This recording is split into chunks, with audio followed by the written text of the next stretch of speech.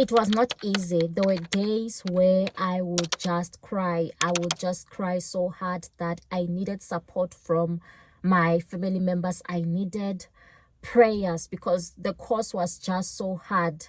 So I studied to be a chartered accountant, and I did not know anyone in the field when I was still deciding to go and study this course. I did not know anyone personally, but I heard about the course. That is why I applied for it. So in this video, I'm going to tell you the 5 things I wish I knew before becoming a chartered accountant, because maybe you are watching this video because you are already in the journey to becoming a CA, or you're still deciding whether you should become a CA. So I'm going to tell you the things that I wish I knew or someone prepared me before becoming a CA.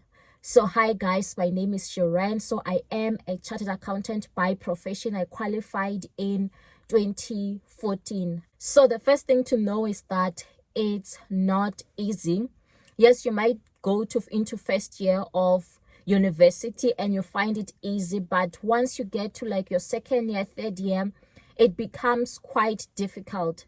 The study techniques that I was using when I was in high school, they did not work for me when I was in university. In university, I began to battle because the concepts were just so hard, as well as their teaching methods. They were just like, you just couldn't understand some of the things, or some of the lecturers, the way they were teaching. It was just difficult. It's like now I had to go an extra mile in terms of studying, and I also had to partner up with some people in terms of studying, and also study with the past papers, and like I had to study so hard in order to make it. But there were days where I would just be crying because now I was experiencing failure. Some modules are easier than others, some are difficult. For me, the module which was difficult was financial management, but eventually I made it, and I can say that the course is worth it. And also another thing to note is that you do first your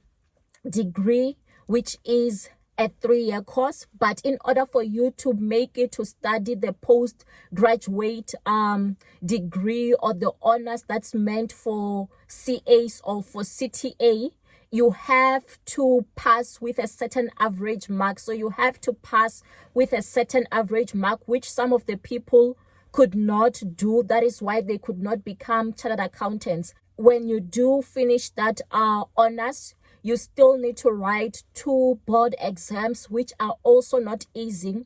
I've seen other people failing the board exams like 3 times. It can be quite difficult because when you are writing these board exams now, they find you working. So it can be quite a challenge, but it is doable because look at people like me, we've already done it. Number 2, you are offered training opportunity even before you qualify. So maybe when you are in second year, you might find companies coming now to offer you a training contract. So it's important to do your research before signing that training contract, because it is legally binding. So what if you end up signing with a company that is not really the right company, or maybe now you see a better company but you can't really sign up with them because of that training contract that you've already signed up. So in my case, I got a bursary when I was in my second year. I got a bursary with SASOL, and then so it automatically meant that they were going to offer my training, which worked in my favor. But before they came into the picture, there were other companies that wanted to offer me training contracts. So fortunately, I did not sign up with them. Number 3, I found out that many of the things that were taught in university, when you get into the workplace, you are not even going to use them, because when you get into the workplace, you are only responsible for a smaller portion, especially if you are going to be working for a big corporate. And also when you get there, you find that a lot of the things are automated, while when you were being taught the manual way of doing things, and you find that you're not even going to be making much of decisions as when you are still starting out. You are not really going to be doing a lot of analytical work when you are still starting out and a lot of work that you do becomes so monotonous. I found it to be quite boring and not challenging enough, because you couldn't really bring in your inputs, especially the senior people who were there. They did not really allow you to be making any changes. So that's what I found in the organization that I work for. But if you work for smaller companies,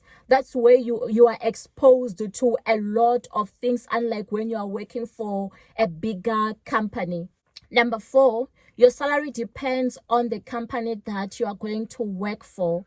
So maybe if you are working in like your audit firms, when you still starting out, your salary might be quite low, that you can't really afford a lot of things. Maybe you can afford yourself a second-hand car and to stay in an apartment, but things can be quite tough. It all depends on the company that you are going to be working for, and also the salary that you're going to be earning once you qualify. That also depends on the company that you will eventually work for. But what I've noticed is that many CAs, they earn so well, better than other professions. By the time you qualify, there's kind of like a minimum salary that you are going to be getting. Number 5, I've seen other people after their training, you find that they struggle to get a job because maybe you were in an audit firm that just specializes in training people, and then after the training, they don't absorb all the people, they don't take in all the people, and then now you have to go and look for a job. So I've seen people becoming job seekers after the training, but the unemployment rate when you are a chartered accountant is quite low. You will eventually get a job. So I would say that being a chartered accountant is such a great thing. You can never go wrong with it. It's such a good profession.